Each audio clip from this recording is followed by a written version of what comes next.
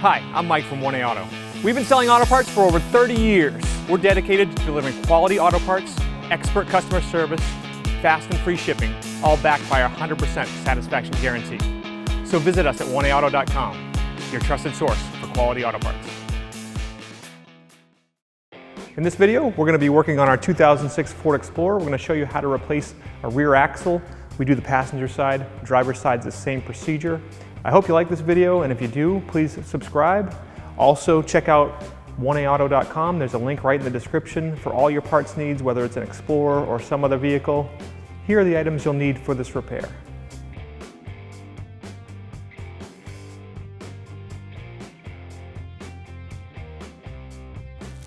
Small pick or flat blade screwdriver, and pry your center cap out.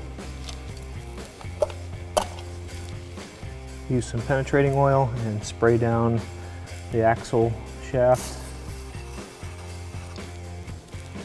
35mm socket. Put on the nut. Large breaker bar for leverage.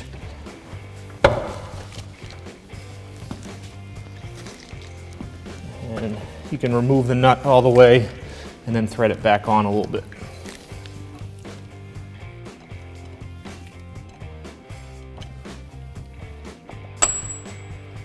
$19mm socket and large ratchet or your tire iron, and just loosen your lug nuts.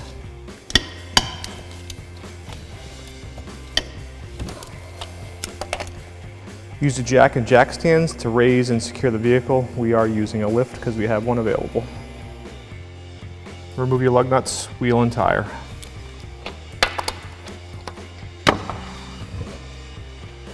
Remove the two 10mm bolts that hold the caliper.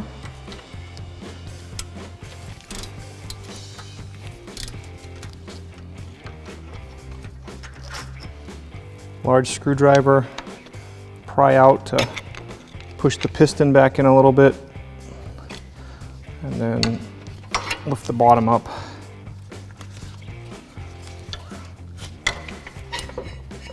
And off, and we'll bungee this up to keep it from stressing the brake hose. And remove the rotor. If it doesn't come apart, you can use a hammer to hit it lightly from the back. Under the driver's side of the vehicle, you'll want to release your upper cable is your right hand parking brake, lower is the left. Pull down on this to pull it out. Release the tension and flip this bracket to release those. And you can push those back in as much as you can. So take a tool like this, like a clip tool, and you want to get right in here and pull this spring back as much as you can. And then you'll be able to see the tabs that hold the parking brake cable in. So while you hold the spring back, you can twist this so you feel the tabs. There's one of my tabs. Press there, bring it around. And then press both tabs. You can release the spring and then pull the cable down and out and off. Remove the 8mm bolt that holds the ABS sensor.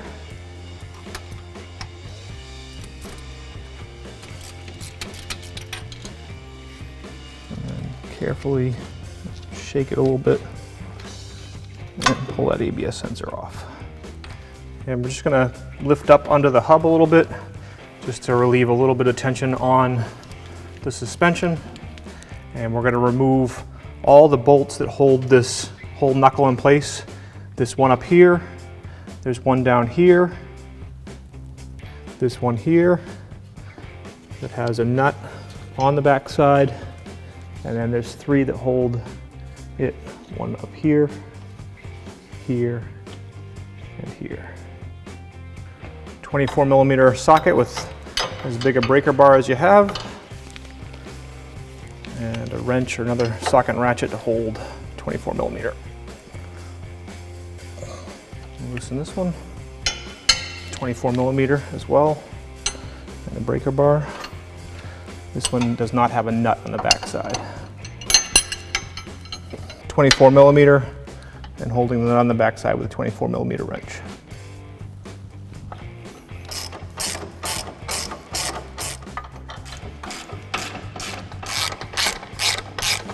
Now you can just raise or lower the suspension until the bolts come out fairly easily.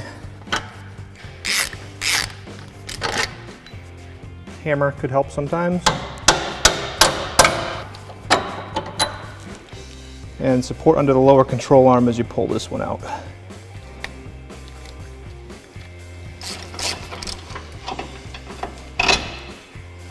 And then slowly let the control arm down. These 3 bolts are 21 millimeter, and so you need a 21 millimeter socket and a big breaker bar.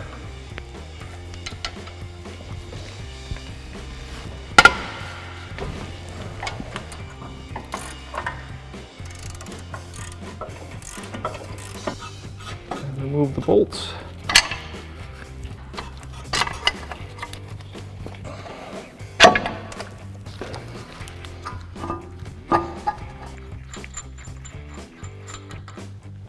And if you do have to use a hammer to knock this out, then we do recommend replacing your entire axle, because using a hammer to drive it out will damage the CV joints.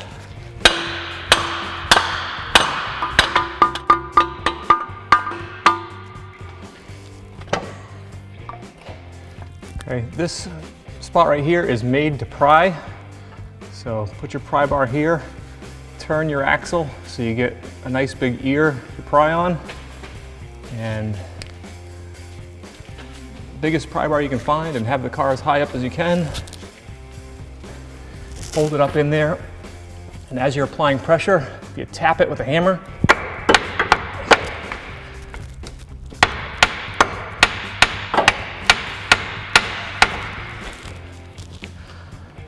Comes free.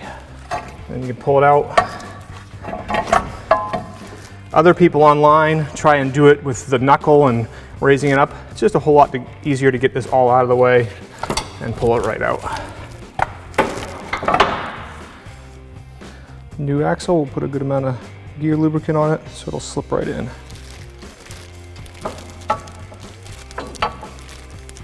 Get it lined up. Might have to kind of wiggle it a little bit to get it in. The spline's lined up. And then once you're about a half an inch away, and just really push hard and get it in. Put the knuckle back on.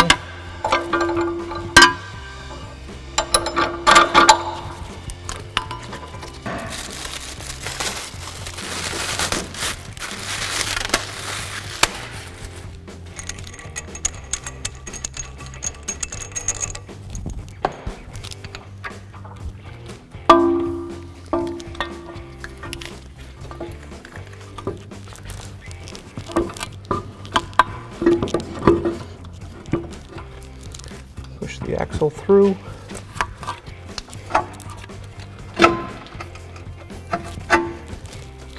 Make sure your brake cable is up, kind of in place.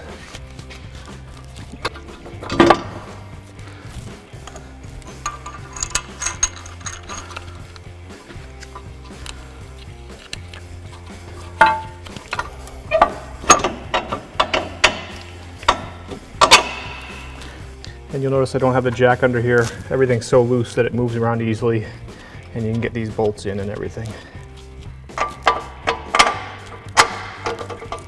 Just put this bolt in about that far. That way you can still access the back and get the other bolts in. A little bit of thread lock solution on these bolts. And twist them into place.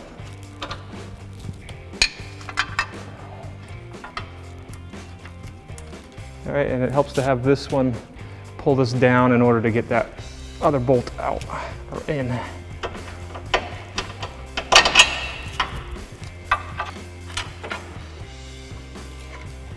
Now you can preliminarily tighten these. Torque to 203 foot-pounds.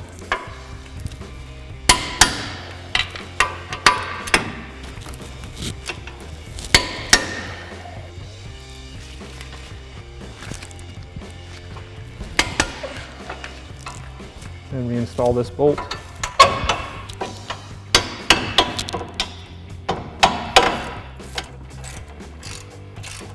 Push this bolt through. And put on the nut on the back side. And we'll just tighten this one, and the one up top until they're seated. We still want them to be able to flex so we can put the suspension up in its ride position. And these are all 24mm.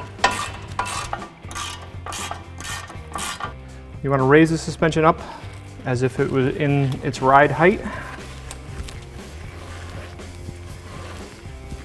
And torque these to 203 foot-pounds each.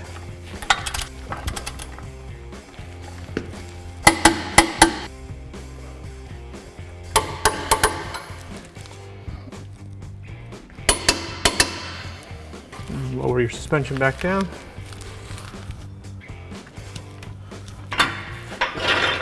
Reinstall your ABS sensor.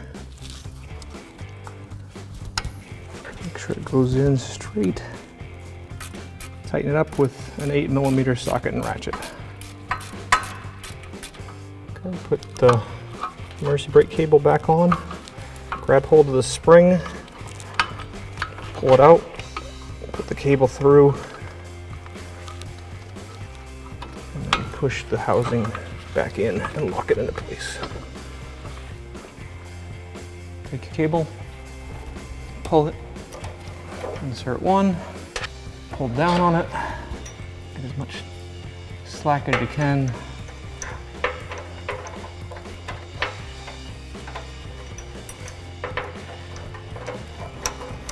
Insert and let it go.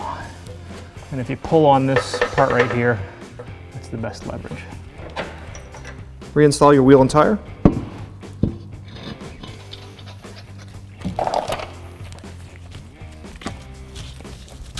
Torque your lug nuts to 100 foot-pounds. And use a star pattern.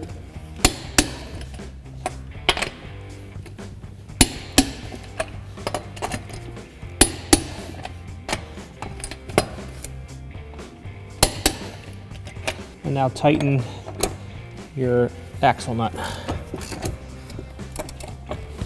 And eventually we'll torque it to 203 foot-pounds.